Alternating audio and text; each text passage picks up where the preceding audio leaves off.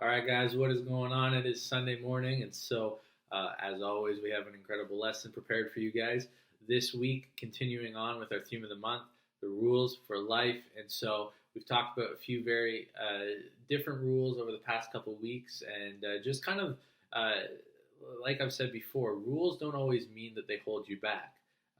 But sometimes rules can actually help you enjoy things to the fullest. And so when we look at God's rules for life, they're not necessarily rules of you can do this and you can't do that, but it's more so a way of living that God has established for us and saying, if you want to live life to its fullest potential, honoring me, walking in the plans and purposes that I have for your life, you need to follow these guidelines. And if you can do that, then you're going to enjoy life in such an incredible way, knowing that you are serving your Heavenly Father. So we're going to dive into that again today and follow up with that theme. So I hope you guys are enjoying it. I think it's an incredible way that we can start our year off in January and really just look at what God is looking for us this year. And if we can honor Him and kind of follow His guidelines and let Him lead us, then I think God is going to do some pretty incredible stuff in every single one of your lives this year. So let me pray and we'll get into our lesson today, all right? God, thank you so much that we don't have to navigate life on our own, that you are there with us every step of the way. And not only that, but you've given us your word for us to learn from, to instruct us, to give us rules on how to live, so that we can live life to its fullest potential, honoring you, serving you, following you, and really just walking in the plans and the purposes that you have for us. So I pray that today our kids would grasp onto your word, that it would penetrate each and every single heart, and that truly you would have your way this morning. We ask all of this now in your name, Jesus. Amen. All right, guys, get ready. Here we go.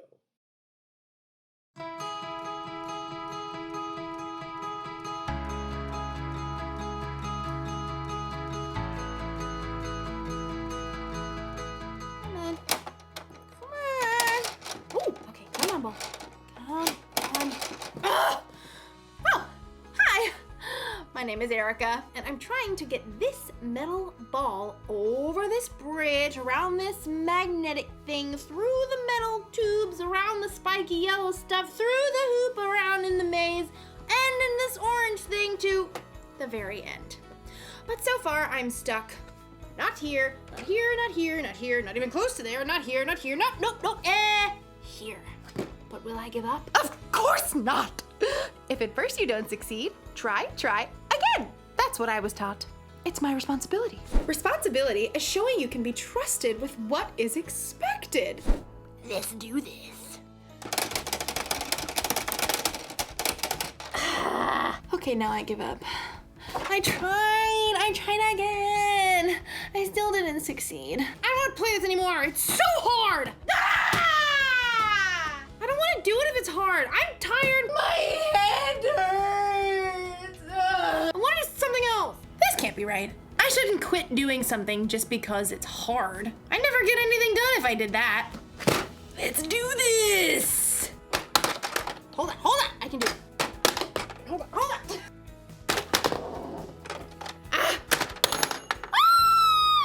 I made it to the end, and it's all because I whined and complained about how hard it was. Actually, now that I think about it, the whining and complaining didn't really help at all. What did help was something we're learning about in today's story. That's something for you to anticipate. The story is about ants, so that's why it's funny. Let's do this.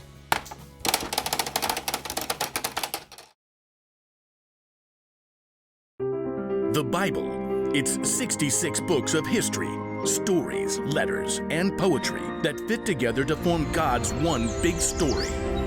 The epic adventure of how He created us and loves us so much that He made a way to rescue us. As we travel through the Bible, from Genesis to Revelation, we discover people who met God and found their lives changed forever. Now, for an amazing story, inspired by the book of Proverbs, chapter 6, verses 6 through 8. King Solomon was young when he became ruler of Israel after his father David. One night, God spoke to him in a dream. Ask for anything you want me to give you. What? Solomon had just been given the greatest gift of all time. He could have asked for anything. Unlimited money, the power to defeat all of his enemies, or even to be the best-loved, longest-living king of all time. Instead, though, Solomon made a different ask. Lord, you have now made me king, but I'm only a little child. I don't know how to carry out my duties, so give me a heart that understands. Then I can rule over your people. I can tell the difference between what is right and what is wrong. Solomon asked for wisdom, and God gave it to him. In fact, Solomon became known as the wisest man to ever live. Over the course of his life, he shared many wise sayings that were later recorded in the book of Proverbs. These sayings are to help people do what is just and fair, to help young people learn wisdom. Only fools refuse to listen and learn. The wisdom recorded in Proverbs gives godly advice about nearly everything, from using words wisely to staying away from trouble.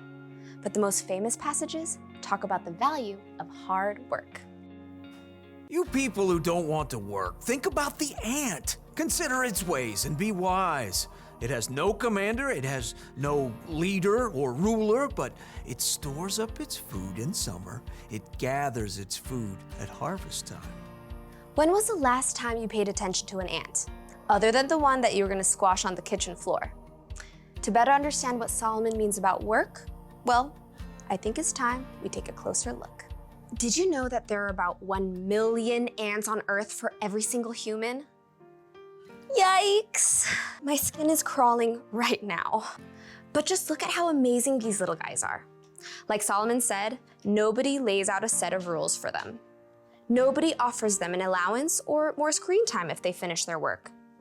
God made them in such an incredible way that they stick with it and get the job done. In fact, some ants can lift up to 50 times their own weight. If you were that strong, you could lift an entire car. And ants use that super strength to store up their food, just like we see in Proverbs. And ants also work smart. They leave a special trail of chemicals, called pheromones, that tells them where they've been so they don't get lost or repeat themselves. And ants are incredibly creative. They actually farm aphids in order to have a constant supply of the honeydew aphids release. And the ants' creativity doesn't stop there. In times of flooding, ants will even protect the queen by forming a lifeboat with their own bodies. Just like Solomon reminds us, ants do whatever it takes to gather up the food they need and to protect their colony. They know how to get the job done, and that's with only about 250,000 brain cells. But you? God made you with 10 million brain cells. He's given you everything you need to work strong, smart, and creatively. And because God has given us so much, there's so much more we can do.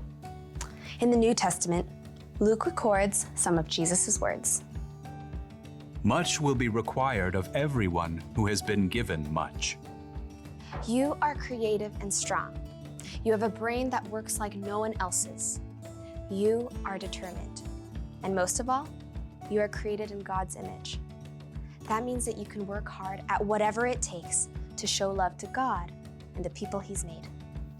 Sometimes that might look like helping raise funds to provide clean water for kids on the other side of the world. Sometimes that might look like cleaning your room before your mom has to remind you 5 times. Or working hard to help your little sister to build an epic Lego palace. Whatever your work, remember Solomon's wisdom. You people who don't want to work, think about the ant. Consider its ways and be wise. It has no commander, it has no leader or ruler, but it stores up its food in summer. It gathers its food at harvest time. Be wise. Work hard. God has given you everything you need to follow through.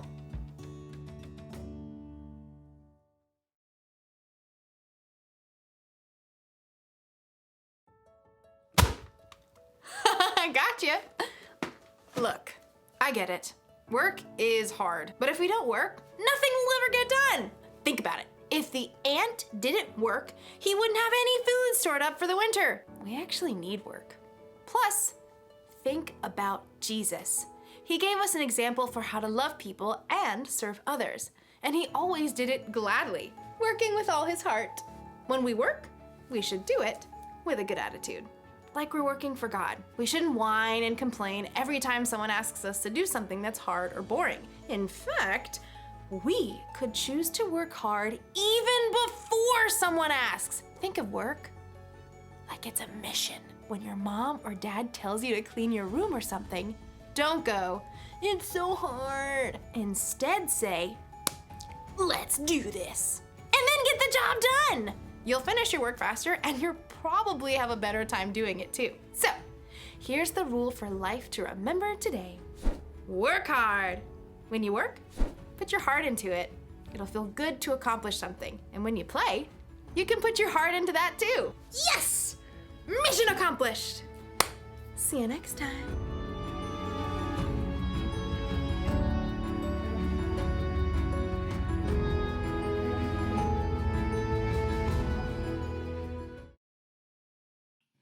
Well, guys, that is a wrap. That is it for today. I hope you enjoyed it.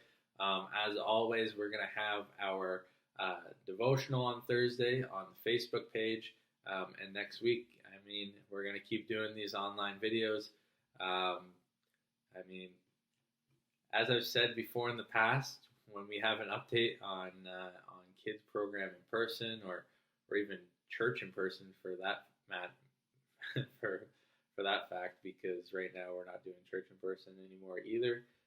So again, once we know something new, once we have some more information on when we can reopen, when we can get kids going in person, we'll let you know here at the Facebook page. But for now, keep checking the YouTube page for our Sunday lessons and the Facebook page for the devotionals. And hopefully, as we've been praying over the last year, we'll get to do kids in person soon. But hold in tight. Keep watching those videos. And if you guys need anything, you need prayer, you need someone to talk to, anything at all, really, you can reach out to us here at the church. If you don't know how to do that, you can ask your parents and they can contact us through email or the church phone or through the website. So, if you need any of those things, please don't hesitate to reach out. We miss you guys. We love you guys. And we're praying for you each and every single week that you would have an incredible week and that God would truly move in each and every single one of your lives. So have an incredible day, an incredible rest of your Sunday, and an incredible week. And we will see you on Thursday. All right, guys. Bye for now.